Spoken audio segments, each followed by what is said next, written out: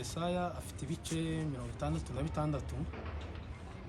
Imirongo igize ibyo bice kari 66 ni imirongo ingana n'igihumbi kimwe 291.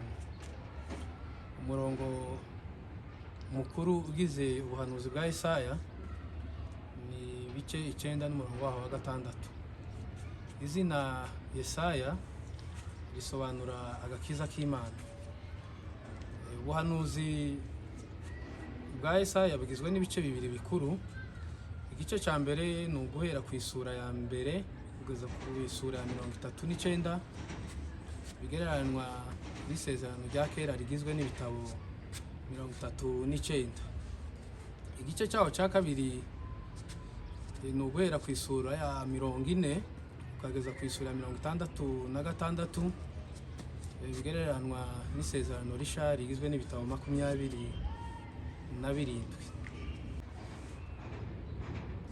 Mu yandi magambo, ibice 66 bigize ubuhanuzi bwa Yesaya bigereranywa n'ibitabo 66 bigize Bibiliya.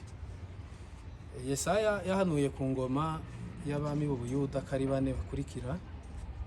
Yahanuye ku ngoma ya Yotamu, ahanura ku ngoma ya Ahazi, ahanura ku ngoma ya Hezekiya, ahanura no ku ngoma ya Manase. Uyu Manase niwe waje kwica Yesaya mu mwaka waho wa 680 mbere ya Kristo Yesu. Yesaya aza guhanura n'abandi bahanuzi rimwe n'abandi bahanuzi 3 bakurikira.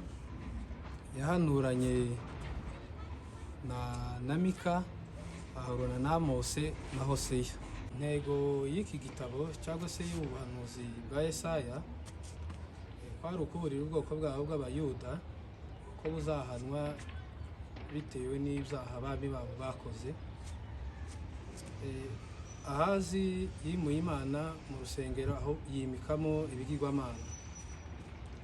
Naho Hezekiya we yaragwaye, atuma abagaragu be kuja kuraguza ku bapfumu bamubwire niba azakira cyangwa se niba azatanga.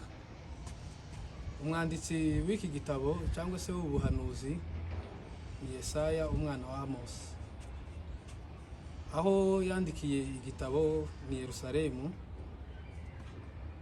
Umwaka yanditsemo igitabo n'umwaka wa 700 kugeza muri 680 mbere ya Kristo.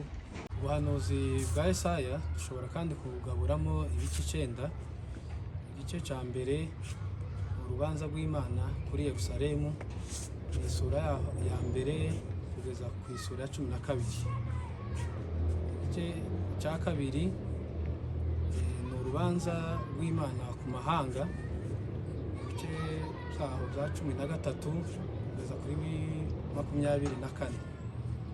Igice cyaho cya gatatu Imana izaha umugisha ku bantu bayizera, igice cyaho cya 25 kugeza ku gice cya 27. Igice cya 4 kiravuga ngo ni ubupfu kwiringira amahanga kuruta kwiringira Imana. Ni isura yaho ya 28 kugeza kuri 35.